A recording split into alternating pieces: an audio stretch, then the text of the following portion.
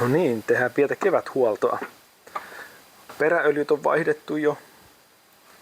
Ja sitten pitäisi kokeilla, että lähtisikö se käyntiin nyt talven jäljiltä. Nyt on tankattu polttoaineet. Akku pitäisi laittaa vielä paikalleen. Se on nyt latautumassa tuolla vielä. Katsotaan, mitä tää sanoo tästä. Näin kokeillaan kohta. Siellä on pöydällä akku. Nyt on laitettu vahapintaa. Ja taas näyttää hyvältä sitten, kun se rankara lähtee ajelemaan.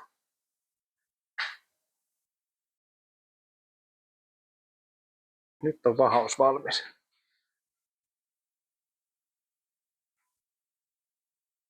Ei muuta kuin seuraavaa ajelua odotellessa.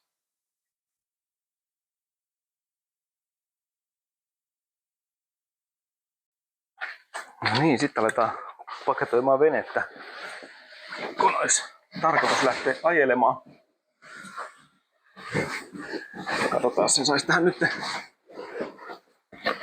kaikki valmiiksi ennen lähtöä, niin olisi sitten valmiina, kun nappaa vaan auton perään ja lähtee menemään. Joo.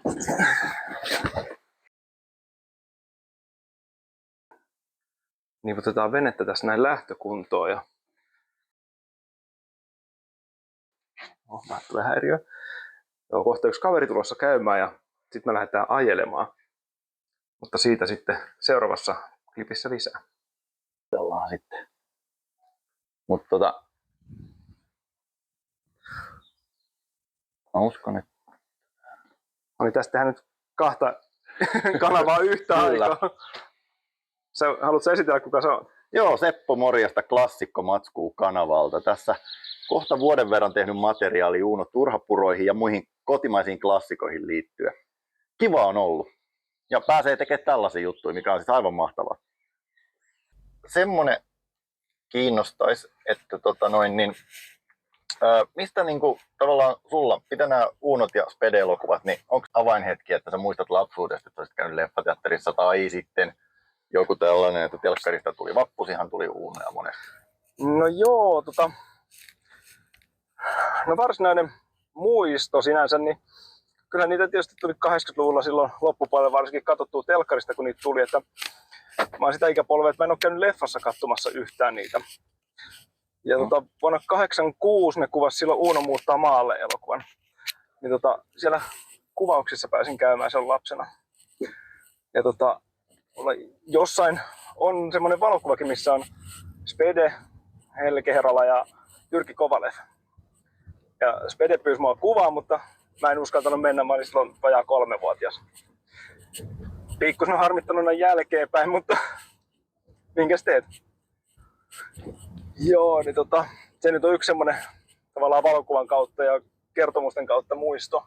Unon huikeat poikamensuodet maaseudulla sitten taas, niin se jotenkin teki lähtemättömän vaikutuksen, kun olin veneen nähnyt siinä messuilla joskus aikanaan. Ja sille, että Spede itse esitteli sitä.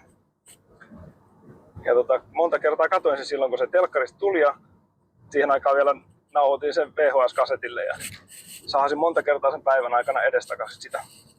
Niin, että se on tavallaan semmoinen leffa, mikä on tehnyt vaikutuksen sinuun. Koska mä itsehän vihaan suunnilleen kyseistä elokuvaa. Niin, joo, se, että no tietysti veneen takia mä tykkään, mutta se, että muutenhan se on vähän, jos nyt näin ilkeästi voi sanoa, että vähän semmoinen tavallaan tusina Uno kuitenkin, mutta siis Uno-leffa kuitenkin. Tiedustelen kaikilta, että jos sun pitäisi valita joku Uno-leffa, mikä on sun mielestä se ykkönen, niin mikä on paras Uno-leffa sulle? Se on joko Armeija tai Epsania. Et tietysti niin itse armeijan käynyt ja sitten niin kuin ennen sitä jo vähän sai esimakua siitä, mutta tietysti se on vähän erilainen kuin elokuvissa sitten kaiken kaikkiaan muuten, mutta se on kuitenkin semmoinen, mikä melkein kaikille suomalaisille miehille tulee jossain kohti vastaan. Ja että se on vaan semmoinen niin sanotusti osa arkea. Ja sit kun kävi joskus aikanaan Espanjassa, niin se, että halusin sitten rannalla sitten ottaa semmoisen kuvan, missä istun hiekalla niin kuin Uno istui aikanaan. Mutta nyt kun mennään tämän veneen kanssa tonne, niin ilmeisesti ihmiset on aika vahvasti aina reagoinut, kun on nähnyt sen. Joo, kyllä siinä yleensä aina joku tulee juttelemaan ja ihmettelemään, kun rupeaa pakettia purkamaan. Joo. Saa nähdä kuinka nyt. Niin, katsotaan onko siellä Porukkaa. ketään nyt. Ei välttämättä paras keli siihen, niin, että ihmisiä olisi niin hirveästi liikkeellä sitten lähdössä veneilemään tai tulossa sieltä. No mitäs hei, semmonen kanssa, mitä mielellään kysyn kaiken. Mitäs noin muut Speden elokuvat? Onko sulla niinku koko tuotanto silleen hallussa vai onko se niinku enemmän se Uno se sun juttu? No kyllä niin kuin aika lailla kaikki. Onko sieltä jotain sellaista, minkä pystyt heittämään yhtenä sellaisena suosikkina? Siitä Speden niinku ei Unoista, vaan muusta tuotannosta. Jaa. Oikeastaan äkkiseltä ei tule semmoista niin kuin ihan ykköstä mieleen, mutta tietysti Viuhahahtaja on ihan hyvä kyllä. Kyllä, se on kyllä. Ainakin erilainen. Niin nimenomaan. Et ihan mielenkiintoista nähdä, että kuinka erilaisia leffoja on pystynyt tekemään sitten niin kuin sama porukka. Se on totta.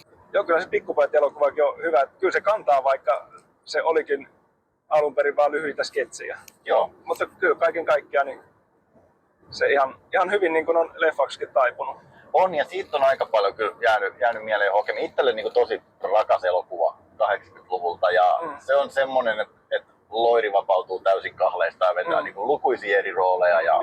Ja siis mä tykkään siitä enemmän kuin esimerkiksi niistä samoista hahmoista TV-sketseistä. Jotenkin mun mielestä siinä elokuvassa toimii, vaikka se on semmoinen sketsikavalkaadi. Itselleni se on ollut hyvä asia. Onko se esimerkiksi liian iso keikka tuttu leffa? Joo, harvinaisempi? kyllä mä tiedän joo. Okay. Se on kyllä hyvä leffa kanssa kaiken kaikkiaan. Sekin on vähän erilainen. Et joo, kyllä mä tiedän sen leffa ja on tullut monta kertaa katsottuakin. Joo, siinä on tosiaan, että Ere Kokkonen oli aika vahvasti sai ottaa siinä niin kuin haltuun sen koko elokuvan. Spedehän ei siinä juurikaan mukana muuta kuin tuottajana. Ja sääli, että se ei menestynyt leffateatterissa paremmin, koska siitähän olisi tullut semmoinen Ocean's 11-tyyppinen sarja jossain kohtaa. Niin, se on totta joo. Et en tiedä, olisiko siitä saanut revittyä sitten enempää kuin yhden leffan verran sitten niin kuin mielenkiintoista matskua, vai olisiko se alkanut sitten taas niin kuin pikkuhiljaa junnaamaan paikalla, että se on vaikea sanoa, että olisiko niillä ollut ideoita sitten. Se on ihan totta. Toisaalta ne hahmot oli siinä aika mun mielestä sellaisia, että sinänsä olisi kantanut ja osa niistä joutuu linnaan siinä lopussa ja kaikki näin, niin sanoissaan. Mutta joo, eli mihin me mennään itse asiassa? Mikä se niin kuin... Me mennään nyt Vihdin kirkonkylälle. Joo. Ja mennään tuohon venerantaan ja siitä lasketaan sitten venevesille ja mennään ajelemaan tuohon tähän niin kuin Vihdin sisäiselle pikkujärvelle, että ei lähdetä merelle nyt tällä kertaa. Sopii mainiosti. Joo. Joo, kyllä mä merelläkin olen käynyt ajelemassa joskus. Ja miten tämmöisen niin kuin täydelle turistille, joka ei tiedä näistä jutuista, niin silloin kun sä oot käynyt ajelemaan merillä, niin mikä siis? Merenkäynti on kovempaa tietenkin. Joo. No kyllä joo, siis siinä enemmän tuon niin rannikkoa myöten ajellut. Just sen takia, että kun enemmän semmoinen, vähän semmoinen daycruiseri, että semmoinen nätin kelin rasvatyyni auringonpaistevene, että joskus kävin ajamassa merellä ja pikkasen ennen mä olin merenkäyntiä, niin se kuomun välistä löi vettä sen verran, että oli hihat märkänä. Miten tuleeko paljon ajeltua? Siis miten nyt tämä kesä 2025, niin mitä sä veikkaat? En tiedä, tää on ensimmäinen. Okei, tästä lähtee. Joo, täytyy katsoa, että ketä saa houkuteltua mukaan. Joo. Tuossa kun kävin Radio Rockin haastattelussa, niin siellä toi Harrimoisi oli kovinkin kiinnostunut. No varmasti, hänhän on käsittääkseni aika syvällä tässä Uno-leffassa kenessä myöskin. Joo, kyllä joo. Kyllä meillä juttua riitti vaikka kuinka paljon siitä. Niin joo. mä kutsuin käymäänkin, että tulisi käymään sitten täällä näin katsomassa venettä ja mahdollisesti sitä ajelemaan, mutta ei ainakaan vielä ole kuulunut mitään. Että jos Harri katselee tämän videon, niin ei muuta kuin soittele vaan. Se ei ollut vitsi, vaan se oli ihan oikea kutsu. Loistavaa. Eiköhän se saada tällä paikalle. Hyvä. Toivottavasti. No niin, nyt ollaan vesillä. Toimii. Joo. Jees.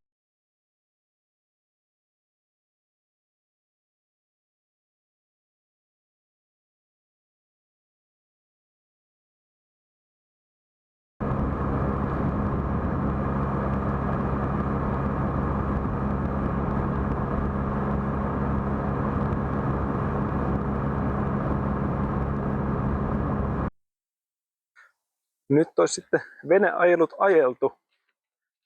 Ja katsotaan sitten, että milloin tätä materiaalia tulee ja minkälaista.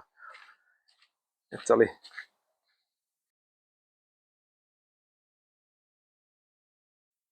ja video tehtiin yhdessä Klassikkomatskuu Sepon kanssa. Et hänen kanavalta löytyy pitempi video ja nämä mun videot enemmän sellaista behind the scenes -tavaraa.